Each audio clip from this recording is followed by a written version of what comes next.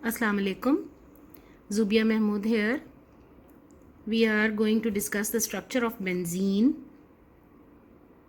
आपको मैंने बताया कि बेंजीन का स्ट्रक्चर कैक्यूल ने फॉर्मुलेट किया और प्रेजेंट किया कि ये 6 मेंबर्ड कार्बन रिंग हेक्सागोनल और प्लेनर स्ट्रक्चर शो करेगा और इसमें जो कार्बन टू हाइड्रोजन रेशियो है उसके मुताबिक इसमें 3 सिंगल बॉन्ड्स और 3 अल्टरनेट डबल बॉन्ड्स होंगे। कैक्यूल के स्ट्रक्चर को एक्सरे एनालिसिस आज सपोर्ट करता है। जब ये स्ट्रक्चर प्रेजेंट किया कैक्यूल ने, इसका प्रपोज़ल दिया, उस वक़्त एक्सरे का टेक्निक नहीं था, लेकिन उसके बाद जब इसको टेस्ट किया गया बेंजीन मॉलिक्यूल को, तो it was found correct that 6 carbon cyclic structure is actually a hexagonal ring and it is a planar structure. All the carbons and hydrogen, they lie in a single plane, and carbon hydrogen bond length, it is found to be 1.09 angstrom and carbon carbon bond length found to be 1.397 angstrom और carbon carbon bond angle जो है वो 120 degree था। लेकिन Kekulé के structure में बहुत सारी ऑब्जेक्शंस थी कि ये एक हाईली अनसैचुरेटेड कंपाउंड है कैक्यूल के मुताबिक, because it possesses 3 single bonds and 3 double bonds, then it should behave as an unsaturated compound. और इसकी सारी प्रॉपर्टीज़ जो हैं, जैसे कि इसको एडिशन रिएक्शन देने चाहिए, एडिशन प्रोडक्ट बनाने चाहिए, और इसको ये स्टेबल नहीं होना चाहिए, फ़ौरन रिएक्ट करना चाहिए, जैसे कि ये कि MnO4 को फ़ौरन डीकलराइज करे, बेंजीन वाटर को डीकलराइज कर दे, ऐड हो जाए और उसमें हाइड्रोजन्स और ये अनसेचुरेटेड कंपाउंड की तरह एडिशन प्रोडक्ट दे। लेकिन एक्चुअली देखा गया कि बेंजीन एक बहुत ही स्टेबल कंपाउंड है। ये माइल्ड ऑक्सीडाइजिंग और रिड्यूसिंग एजेंट्स के साथ कोई रिएक्शन नहीं देता। बेंजीन सैचुरेटेड कंपाउंड्स की तरह सब्स्टिट्यूशन प्रोडक्ट दे देता है रेडिली, यानी फ़ौरन जो है ये सब्स्टिट्यूशन प्रोडक्ट बनाएगा, और एडिशन प्रोडक्ट जो है वो रिलक्टेंटली देगा।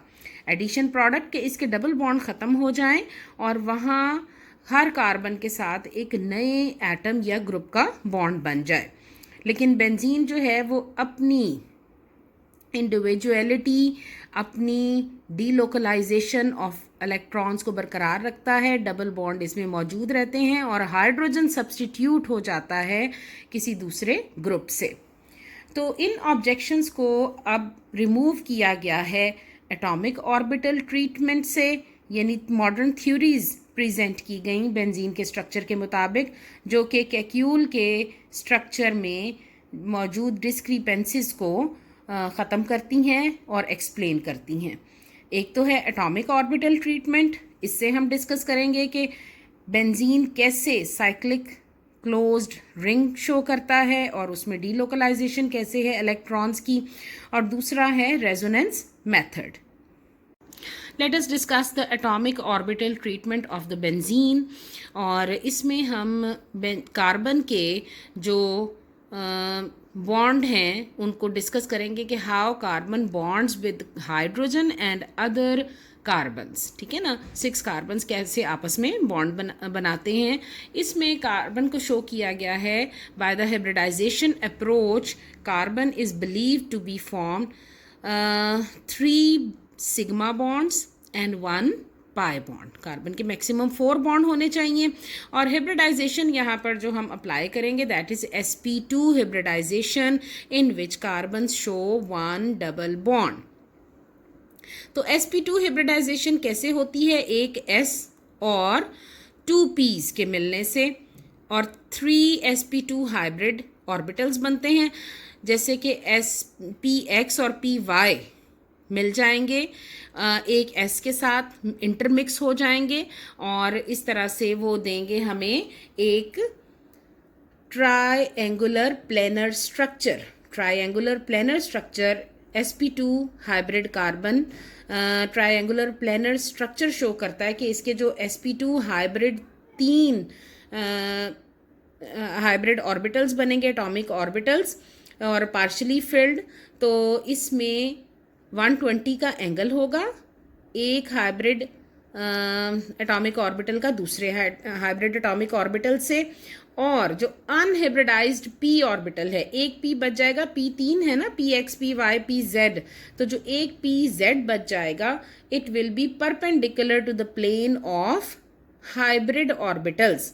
ट्राइएंगुलर प्लेनर जो स्ट्रक्चर बना है, जैसे मिसाल के तौर पे ये प्लेन है ना, ये पेज है, तो इसके ऊपर ऐसे पेज के साथ 90 का जाविया बनाते हुए राइट एंगल ट्राइंगल बनाते हुए जो है वो हाइब्रिड ऑर्बिटल होगा।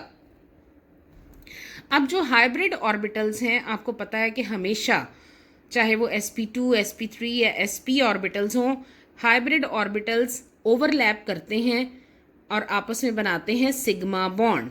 तो ये हमने कार्बन का सिग्मा फ्रेमवर्क शो किया है कार्बन्स का बेंजीन के अंदर, ठीक है ना। इट हैज 6 कार्बन्स, 1 2 3 4 5 एंड 6, और इसमें ये एक कार्बन 3 सिग्मा बॉन्ड बना रहा है 2 कार्बन्स के साथ और एक 1s ऑफ हाइड्रोजन के साथ, ठीक है। हाइड्रोजन, हर एक कार्बन के साथ एक हाइड्रोजन है और हाइड्रोजन का एक ही एटॉमिक ऑर्बिटल है 1s। तो 1s और sp2 के ओवरलैप से बनेगा कार्बन और हाइड्रोजन के दरमियान सिग्मा बॉन्ड, और उसके बाद कार्बन और कार्बन का सिग्मा बॉन्ड बनेगा sp2 और sp2 के ओवरलैप से। ये कार्बन भी sp2 हाइब्रिड है, तो ये sp2 और sp2 हाइब्रिड ऑर्बिटल का सिग्मा बॉन्ड है, और ये sp2 और 1s का सिग्मा बॉन्ड है, ठीक है ना। इस तरह से हर कार्बन 3 सिग्मा बॉन्ड बनाएगा, और उसके सिग्मा फ्रेमवर्क बनने के साथ ही जो परपेंडिकुलर पी जेड ऑर्बिटल्स हैं, ये तमाम कार्बन्स जो एक सिग्मा फ्रेमवर्क बना चुके हैं, उनके सबके ऊपर एक मौजूद है p z orbital perpendicular to the plane of the sigma framework, और ये आपस में लीनियर ओवरलैप करेंगे, ठीक है ना। अब ये लीनियर ओवरलैप पी जेड का इस तरह से होगा। इसके बाद एक कार्बन 4 बॉन्ड बना सकता है ना, इनका और इनका आपस में बॉन्ड बन गया, तो फिर ये नेक्स्ट 2 कार्बन्स आपस में इस तरह से ओवरलैप करेंगे, फिर नेक्स्ट 2 जो है वह आपस में ऐसे ओवरलैप करेंगे। अगर यहाँ से ओवरलैपिंग हो जाती है इन 2 कार्बन्स की, तो फिर ये आपस में नहीं करेंगे, नेक्स्ट 2 करेंगे, यहाँ पे आ जाएगा, वो हम बाद में डिस्कस करेंगे रेजोनेंस में। तो ये ओवरलैपिंग हमें देगी एक डीलोकलाइज्ड पाई ऑर्बिटल फ्रेमवर्क, ठीक है ना। ये जो पार्शियल ओवरलैप होगा पी जेड ऑर्बिटल्स का, जो कि राइट एंगल हैं टू द हाइब्रिड ऑर्बिटल्स, तो इससे हमें लीनियर फैशन में, यानी कि ये लीनियर ओवरलैप कहलाएगा। ये आपस में बिल्कुल ऐसे एक एडजेसेंट कार्बन एटम्स के ऊपर जो पी जेड ऑर्बिटल्स हैं वो ओवरलैप करेंगे और हमारे पास पाई बॉन्ड्स बन जाएंगे। कितने पाई बॉन्ड बने? 1 2 और 3 पाई बॉन्ड्स, ठीक है ना। हर बेंजीन रिंग में 3 सिंगल हैं और 3 डबल बॉन्ड्स हैं। तो पाई बॉन्ड के नतीजे में अब देखें, ये नीचे है सिग्मा बॉन्ड और एक ये पाई बॉन्ड, ठीक है ना। तो इसी तरह से यहाँ पर भी होगा, ये सिग्मा और ये पाई, ये सिग्मा ये पाई, ठीक है। बाकी सिग्मा गिन लें, 6 सिग्मा हैं और 3 पाई हैं, तो ये ऑल्टरनेट पोजीशंस पर बनेंगे। इसके बाद हम देखते हैं कि ये जो 1pz ऑर्बिटल है हर कार्बन का, ये एडजेसेंट कार्बन से के ऊपर के साथ ओवरलैपिंग करके पाई बॉन्ड्स बनाएगा और एक इलेक्ट्रॉनिक क्लाउड बन जाएगा above and below the benzene ring. जो पी ऑर्बिटल है, ये आपने देखा हाइब्रिड पी ऑर्बिटल की हमने 2 लोब्स शो की हुई हैं। इसका मतलब है ये कार्बन से ऊपर है और कार्बन से नीचे, यानी बेंजीन रिंग के ऊपर एक इलेक्ट्रॉनिक क्लाउड बनेगा और बेंजीन रिंग के नीचे, क्योंकि बेटा ये 2 लोब्स हैं, ऐसे ही ओवरलैपिंग होगी ना। ये डिफ्यूज्ड ओवरलैपिंग इसको हम कहते हैं। डिफ्यूज्ड का मतलब होता है कि न्यूक्लियर एक्सिस के ऊपर और नीचे होगा, और ये 2 लोब्स है ना, इस तरह से ओवरलैपिंग हो रही है इनकी, ऐसे ऐसे ओवरलैप करेंगे और ये ज़्यादा डिफ्यूज्ड होगा, ज़्यादा एरिया है जो एक दूसरे से मिला हुआ है। लीनियर ओवरलैप में ये जो लीनियर है या हेड ऑन ओवरलैप है, इसमें सिर्फ इतना सा एरिया है जो आपस में मिलता है, ये डिफ्यूज नहीं कहलाता। This is called the diffused, एक दूसरे में बिल्कुल पिंच हो गए, डिफ्यूज हो गए। तो ये डी लोकलाइज्ड पाई ऑर्बिटल बनेंगे बेंजीन के by the overlap of unhybridised 2pz orbitals on the each carbon, right? Now let us discuss the structure of the benzene on the basis of resonance. Resonance is a new word for you.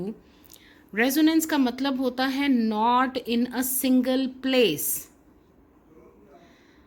अब हमने देखा कि carbon के ऊपर जो अनहिब्रिडाइज्ड p orbitals मौजूद हैं वो या तो लेफ्ट साइड वाले कार्बन से ओवरलैप करेंगे या राइट साइड वाले कार्बन से ओवरलैप करेंगे। इसका मतलब है कि फिक्स नहीं है पोजीशन पाई बॉन्ड की। तो ऐसी डिफरेंट पेयरिंग स्कीम को हम कहते हैं रेजोनेंस, यानी जो वैलेंस इलेक्ट्रॉन्स हैं वो different way of pairing show करें, ज़्यादा मेथड शो करें पेयरिंग का, पॉसिबिलिटी हो कि या वो एक साइड पर या दूसरी साइड पर ओवरलैप कर सकते हैं। इसको हम कहते हैं मेथड, इस मेथड को कहते हैं ओवरलैपिंग को रेजोनेंस। और इस रेजोनेंस के नतीजे में हमारे पास डिफरेंट स्ट्रक्चर्स बनते हैं जिनको हम कहते हैं रेजोनेंस स्ट्रक्चर्स या कोनैनिकल फॉर्म्स। ये जैसे हमने शो की हैं कि benzene can have the 5 different resonance structures, और रेजोनेंस स्ट्रक्चर्स जो हैं उनके दरमियान में हम डबल हेडेड एरो लगाते हैं, जिसका मतलब है कि ये फॉर्म्स एक दूसरे में इंटरचेंज हो सकती हैं। ये रिवर्सिबल एरो नहीं है, ये डबल हेडेड एरो है। अब बेटा ये देखें, हमारे पास बेंजीन को हमने ऐसे अगर शो किया तो हमने कहा कि या तो ये कार्बन नंबर 1, इसको हम कह देते हैं कि कार्बन नंबर 1 या तो ये सेकंड कार्बन से ओवरलैप कर जाएगा इसका p ऑर्बिटल, और यहाँ पर हमारे पास पाई बॉन्ड बन जाएगा, या फिर ये जो है 6 कार्बन से ओवरलैप करेगा और इसके दरमियान जैसे ये पाई बॉन्ड शो हुआ है। तो दूसरे नंबर पे हम अब दूसरा रेजोनेंस स्ट्रक्चर्स बना रहे हैं जिसमें कार्बन नंबर 1 और 2 के दरमियान ओवरलैपिंग शो की गई है। इसका मतलब है कि कार्बन नंबर 1 की ओवरलैपिंग कार्बन नंबर 1 के जो pz ऑर्बिटल है जिसके अंदर एक इलेक्ट्रॉन मौजूद है वो सेकंड कार्बन के pz ऑर्बिटल के साथ मिलकर पाई बॉन्ड बना देगा, एक कोवलेंट बॉन्ड बना देगा, या कि 6 नंबर वाले कार्बन के pz ऑर्बिटल से मिलकर एक पाई बॉन्ड बना देगा। समझ आई?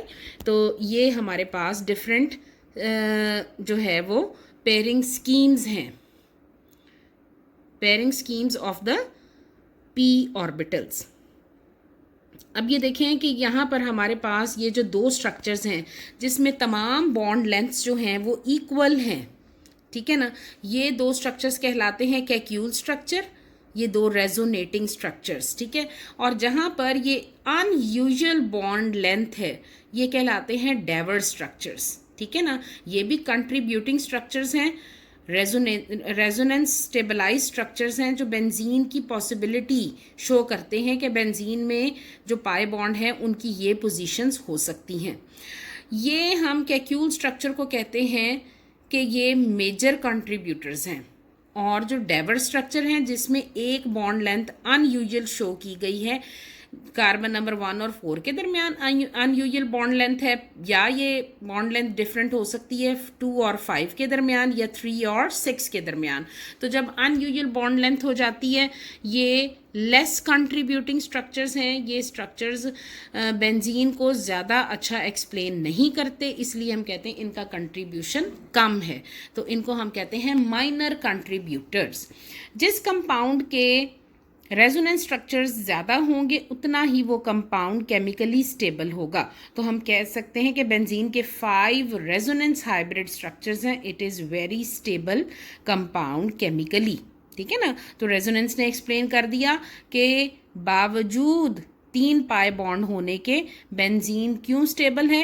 क्योंकि इसके ज़्यादा रेजोनेंस स्ट्रक्चर्स बनते हैं। रेजोनेंस स्ट्रक्चर्स में आप ये भी इस तरह से भी इसको अंडरस्टैंड कर सकते हैं कि ये स्टेबिलिटी इसकी, कि यहाँ जो हमारे पास पाई बॉन्ड है, ये पाई बॉन्ड जैसे इसको कोई इलेक्ट्रोफाइल स्पीशी अटैक करना चाहती है, ये अपनी पोजीशन चेंज कर लेता है, इसलिए भी ये स्टेबल है। ये मिलता ही नहीं है इलेक्ट्रोफाइल को, ये यहाँ आ गया, ये वाला बॉन्ड फौरन यहाँ आ जाएगा और ये वाला बॉन्ड इधर चला जाएगा, ठीक है ना। तो ये they keep on changing their position. अच्छा, एक बहुत ही इंटरेस्टिंग बात कि इसमें से कोई स्ट्रक्चर भी एग्जैक्ट बेंजीन का स्ट्रक्चर नहीं है, और हम एग्जैक्ट बेंजीन का स्ट्रक्चर पेपर पे ड्रॉ नहीं कर सकते। हमें एक उसका कॉन्सेप्ट है हमारे पास कि बेंजीन इनमें से किसी के साथ भी रिजेंबल तो कर सकता है, लेकिन आइडेंटिकल किसी के साथ नहीं है। उसका स्ट्रक्चर मोस्ट प्रोबेबल जो है वो हम शो कर सकते हैं कि benzene can have a structure like its electronic cloud is spread in the whole benzene ring। तो उसको हम सर्कल से शो करते हैं कि इलेक्ट्रॉनिक क्लाउड जो है वो बेंजीन के ऊपर पूरा उसको सर्कुलेट करता है। स्टेबिलिटी ऑफ द बेंजीन का मैंने आपको बता दिया। फिर ये मेजर कंट्रीब्यूटर्स कौन से हैं? कैक्यूल स्ट्रक्चर्स, ठीक है ना, जिनमें तमाम बॉन्ड लेंथ्स जो हैं वो बराबर हैं। और benzene is now called a resonance hybrid of 5 resonance structures। और इसमें alternate सिंगल और डबल बॉन्ड्स हैं कैक्यूल स्ट्रक्चर में, और ये जो alternate सिंगल और डबल बॉन्ड्स हैं ये कहलाते हैं conjugate bonds और resonating bonds। ऐसे बॉन्ड्स जो अपनी पोजीशन चेंज कर रहे हैं। Now students, due to being a resonance hybrid, benzene has all carbon-carbon bond lengths same, but different from alkanes, alkenes and alkynes।